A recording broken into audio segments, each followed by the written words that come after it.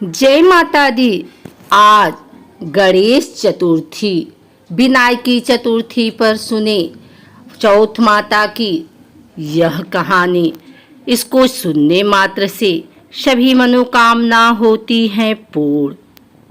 इस दिन चौथ माता का व्रत किया जाता है और कहानी सुनी जाती है। इसके साथ ही विनायक जी की कहानी सुनी जाती है। कुंवारी कन्याएं सुंदर, सुशील और अच्छे पति की प्राप्ति के लिए चौथ का व्रत करती हैं और स्त्रियां इस व्रत को अपने सुहाग और पति की लंबी आयु के लिए करती हैं। आज हम आपके लिए भादवा की चौथ माता की कहानी लेकर आए हैं। आप इन दोनों में से कोई भी भादवा चौथ की कथा जो आपको पसंद आए चौथ के व्रत के दिन सुन सकते हैं। आइए सुनते हैं भादुड़ी चौथ व्रत कथा। भादवा की चौथ माता की कहानी में एक बुढ़िया माई के ग्वालिया बछालिया नाम का बेटा था। बुढ़िया माई अपने बेटे के लिए 12 महीने की चारों चौथ करती थी। बेटा लकड़ी लेकर आता था और दोनों माँ बेटा उनको बेचकर गुजारा करते थे।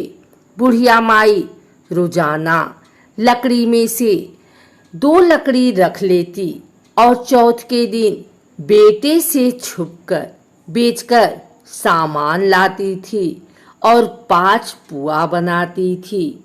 एक पुआ गणेश जी महाराज को, एक चौथ माता को चढ़ाती, एक ब्राह्मण को और एक अपने बेटे को खिलाती थी और एक पुआ खुद खाती थी। एक चौथ के दिन बेटा अपनी पड़ोसन के घर गया। वह पुआ बना रही थी। जब उसने पूछा कि आज क्या है जो पुए बना रखे हैं, तब वह बोली, मैंने तो आज ही बनाए हैं, पर तेरी माँ तो चारों चौथ को पुए बनाती है। उसने जाकर माँ से पूछा, माँ तू रोज पुए बनाती है, मैं इतनी मेहनत से कमाता हूँ। बुढ़िया माई बोली, मैं तो चौथ माता का व्रत करती हूँ। वह बोला कि तू मुझे रख ले या तो चौथ माता को ही रख ले। बुढ़िया माई बोली, मैं तो तेरे लिए ही चौथ का व्रत करती हूँ, इसलिए मैं तुझे छोड़ सकती हूँ, पर चौथ माता को नहीं। जब बेटा घर से जाने लगा तो बुढ़िया माई बोली, तू जा रहा है तो मेरे हाथ में से यह आखा लेते जा, जहाँ संकट आए वहाँ ही पूर देना। बेटे ने सोचा बात झूठी है, पर ले चलने में क्या बुराई है। वह चलने लगा और थोड़ी दूर पहुंचा ही था कि उसने देखा कि खून की नदी बह रही थी। कहीं से भी रास्ता नहीं मिला तो आँखा पूर कर बोला कि चौथ माता, अगर तू सच्ची है तो रास्ता हो जाए। ऐसा कहते ही झट से रास्ता मिल गया। आगे गया तो घनघोर अंधेरा, उजाड़ फैला हुआ था। उसने मन में सोचा कि मुझे शेर खा जाएंगे, इसलिए वह आँखा पूर कर बोला, चौथ माता मुझे रास्ता मिल जाए। और तब जल्दी से रास्ता मिल गया। वह आगे चला गया। जाते जाते एक राजा की नगरी में पहुंचा। वहां का राजा रोजाना एक आदमी की बलि देता था। वह एक बुढ़िया माई के पास गया। वह बुढ़िया माई रोती जा रही थी और पुए बना रही थी। लड़के ने बुढ़िया माई से पूछा कि बुढ़िया माई क्यों रो रही हो? तो बुढ़िया माई ने जवाब दिया कि मेरे एक ही बेटा है जिसकी कल राजा बलि देने वाला है। मैं उसी के लिए पुए बना रही हूँ। वह बोला, बुढ़िया माई, अपने बेटे की जगह मुझे पुए खिला दे, मैं उसकी जगह बलि चढ़ने चला जाऊंगा। बुढ़िया माई ने कहा कि मैं दूसरे के पुत्र को कैसे भेज सकती हूँ, लेकिन वह नहीं माना। तो बुढ़िया माई ने उसको पुए खिला दिए। अगले दिन जब राजा का संदेश आया तो बुढ़िया माई ने सोचा कि मैं कैसे दूसरे के बेटे को बलि चढ़ने के लिए भेज सकती हूँ। मैं ऐसा नहीं कर सकती।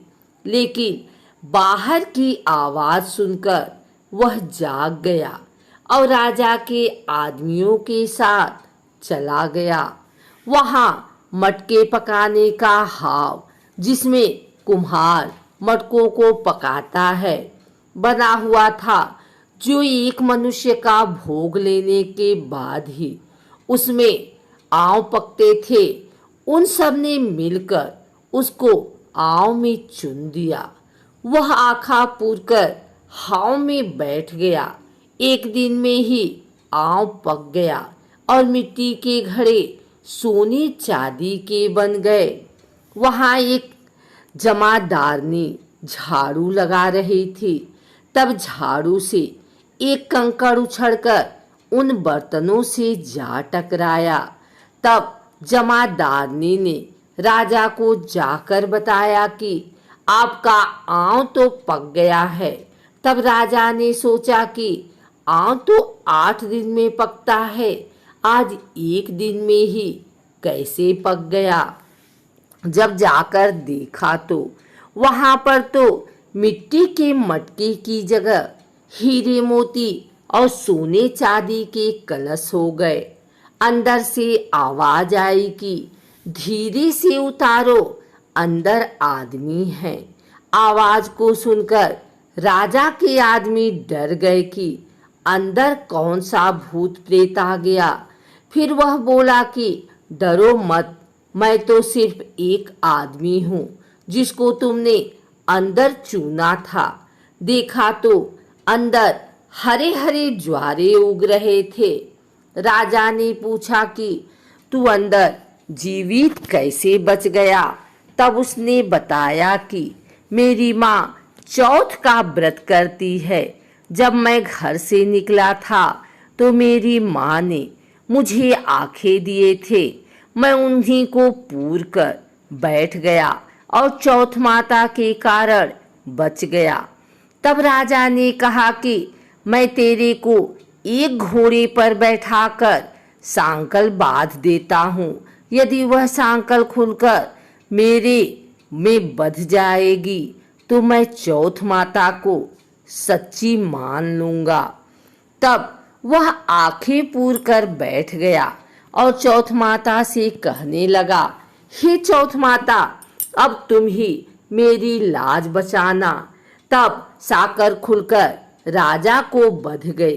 राजा ने अपनी बेटी की शादी उस लड़के से कर दी और बहुत सा धन दौलत देकर विदा किया। पड़ोसन बोली कि माई, तेरे बेटे बहू आए हैं। जब छत पर चढ़कर देखा तो सच में बैठे बहू आ रहे हैं। हे चौथ माता, जैसे आपने बुढ़िया और उसके बेटे पर कृपा बनाई, वैसे सभी पर कृपा बनाना। भादवा की चौथ माता की कहानी कहने वाले को, कहानी सुनने वाले को, हुंकारा भरने वाले को और पूरे परिवार पर अपनी कृपा बनाने वाले पर। यह थी भादवा चौथ की कहानी। एक और कथा के अनुसार पुराने समय की बात है। एक ब्राह्मण था जिसके घर एक बेटा और बहू थे। बेटा और पिता कुछ कमाते तो थे नहीं। जो बहू के साथ आया हुआ दहेज का धन था, उसी से अपना काम चलाते थे। जब भी बहू बाहर कचरा डालने जाती थी, तब उसके पास वाली पड़ोसन उससे पूछती थी कि बहू आज खाने में क्या खाकर आई हो। तब वह बोलती थी कि मैं तो बासी और ठंडी रोटी खाकर आई हूँ। एक दिन साहूकार के बेटे ने यह बात सुन ली। वह वहां से चला गया और अपनी माँ के पास जाकर बोला कि माँ, तू तो अपने बहू को रोज गर्म खाना खिलाती है और वह फिर भी बाहर जाकर यह बोलती है कि मैं तो बासी रोटी खाकर आई हूँ। तब माँ ने कहा कि बेटा, मैं तो चारों थालियों में बराबर गर्म खाना परोसती हूँ। यदि तुम्हें यकीन नहीं है तो तुम खुद खाकर देख लेना। वह अगले दिन तबीयत खराब होने का बहाना बनाकर कंबल ओढ़कर लेट गया। तब उसको यह देखकर आश्चर्य हुआ कि बहू ने तो गरम गरम खीर और खांड का भोजन किया है, और जब बहू बाहर गई तो वह उसके पीछे पीछे जाने लगा। तब पड़ोसन के पूछने पर बहू ने वही बात दोहराई कि मैं तो बासी रोटी खाकर आई हूँ। उसका पति उससे पूछने लगा कि तू अभी अभी तो गर्मा गर्म खाना खाकर आई है और पड़ोसन से कह रही है कि मैं बासी ठंडी रोटी खाकर आई हूँ। तू झूठ क्यों बोल रही हो? तब उसकी विद्यमान पत्नी ने कहा कि यह ना तो तुम्हारे कमाए हुए पैसे की रोटी है और ना ही तुम्हारे पिताजी के कमाए हुए पैसों की रोटी है। यदि हम इसी तरह बैठे बैठे धन को खर्च करते रहे तो यह एक दिन कुएं के पानी की तरह समाप्त हो जाएगा। इसके बाद उसका पति कमाने के लिए विदेश चला गया। पीछे से उसकी पत्नी 12 महीने का चौथ का व्रत करती थी। उसको विदेश में रहते हुए 12 वर्ष व्यतीत हो गए। तब चौथ माता और विंदायक जी महाराज ने सोचा कि इसको अब घर बुलाना चाहिए। चौथ माता लड़के के सपने में जाकर बोली कि तू अब घर चला जा, तेरी पत्नी को तेरी बहुत याद आती है। वह बोला कि मैं घर कैसे चला जाऊं, मेरे यहाँ इतना बड़ा कारोबार फैला हुआ है। तब चौथ माता ने कहा कि तू सुबह एक दीपक जलाकर चौथ माता का नाम लेकर बैठ जाना। जिनके पैसे बकाया है वह पैसे दे जाएंगे और लेने वाले ले जाएंगे। लड़के ने वैसा ही किया और उसका सारा काम एक ही दिन में निपट गया। जब वह घर जा रहा था तो उसे रास्ते में एक सांप दिखाई दिया जो आग के पास जा रहा था। उसने सांप को आग से बचने के लिए सिसकार दिया। ऐसा करने से नागराज क्रोधित हो उठे और कहा कि पापी, मैं तो इस नाग योनि से मुक्ति के लिए जा रहा था और तूने मुझे सिसकार दिया। अब मैं तुझे डस लूंगा। तब वह लड़का बोला कि मैं 12 वर्ष बाद अपने घर जा रहा हूँ, आप मुझे अवश्य ही डस लीजिए, किंतु आज मुझे अपने घर वालों से मिलने दीजिए। आप कल रात को आकर मुझे डस लेना। नाग ने उसकी शर्त मान ली और वहां से चला गया। जब लड़का घर आया तो वह उदास था। उसने अपनी पत्नी के पूछने पर सारी बात बता दी। उसकी पत्नी बहुत चतुर थी।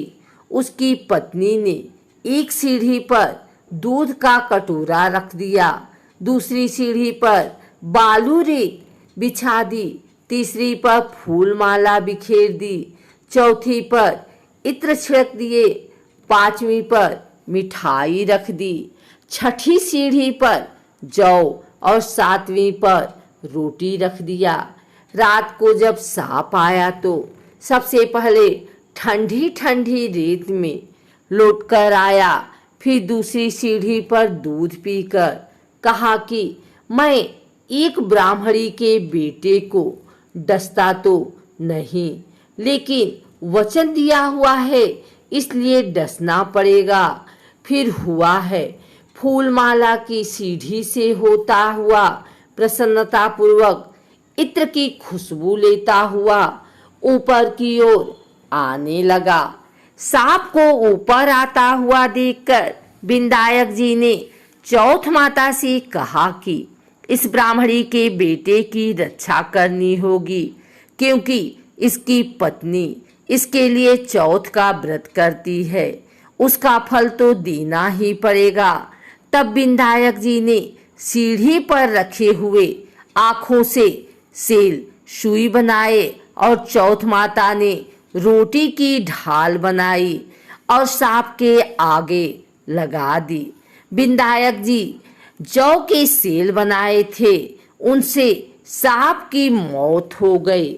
सुबह उस लड़के से मिलने गांव के लोग आने लगे, क्योंकि वह 12 वर्ष के बाद वापस घर आया था। लोगों ने उसे आवाज दी, लेकिन वह तो उदास बैठा था, इसलिए बोला नहीं। जब उन्होंने देखा कि सीढ़ियों पर तो खून पड़ा हुआ है, तो वे चिल्लाने, रोने, चीखने लगे, ब्राह्मण आज तो तेरा बेटा मर गया। यह सब देखकर ब्राह्मणी भी जोर जोर से रोने लगी।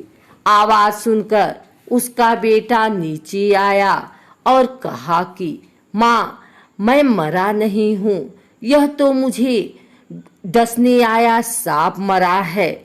यह सब देखकर उसकी पत्नी भी प्रसन्न हो गई कि मेरे पति के प्राण बच गए। उसने चौथ माता को धन्यवाद किया और कहा कि ये चौथ माता मेरे व्रत करने का फल दिया है। चौथ माता जैसा फल ब्राह्मणी के बेटे को दिया, वैसा सभी को देना।